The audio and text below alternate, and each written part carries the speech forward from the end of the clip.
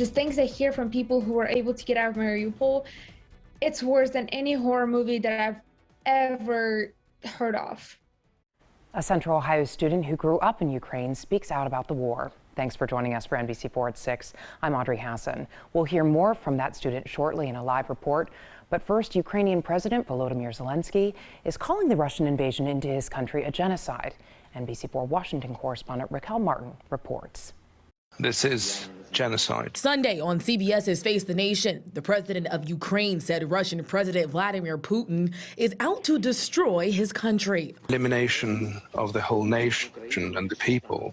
The comments come as Ukraine shares new images of the executions of Ukraine civilians near Kyiv.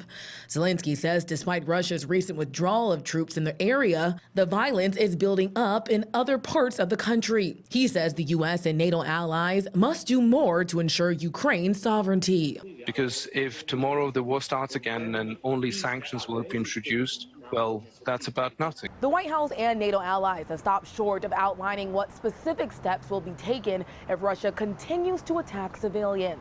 But Friday, the Pentagon did announce it's sending another $300 million worth of military supplies to Ukraine to help them fight back.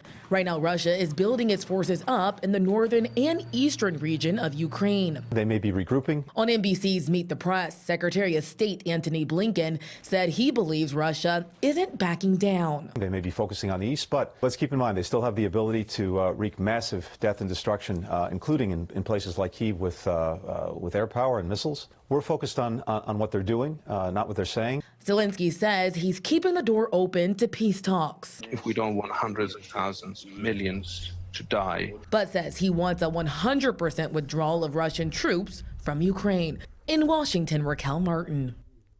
And more than 5 weeks since Russia invaded Ukraine, local Ukrainians are trying to do anything they can to help. One Central Ohioan is from Mariupol. It's been one of the hardest hit cities. NBC4's Eric Halperin spoke with her this afternoon. Eric, what does she want people to know as the invasion continues? Audrey, she doesn't want people to become numb to what is happening in Ukraine. There was a lot of support several weeks ago, along with awareness, and she wants to see that continue. Darina Zaitseva is a student at Capital University. She grew up in Mariupol. We spoke about 5.5 weeks ago at the start of the invasion. At the time, many of her family and friends were still in Mariupol. Now, some of her loved ones have gotten out of the port city in the southeastern part of Ukraine, but she has friends who are still there. She's heard from some of those friends, others she has not. It's so terrifying to see all those little parts of the city that I've walked with my own feet over 17 years that I've grown up there, and just seen my home destroyed, seen my apartment burned down, and it's heartbreaking. It really is.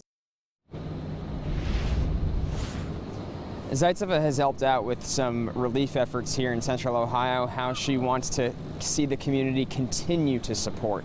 Tonight at NBC4 at 11. Local for you in Columbus, I'm Eric Halperin, NBC4.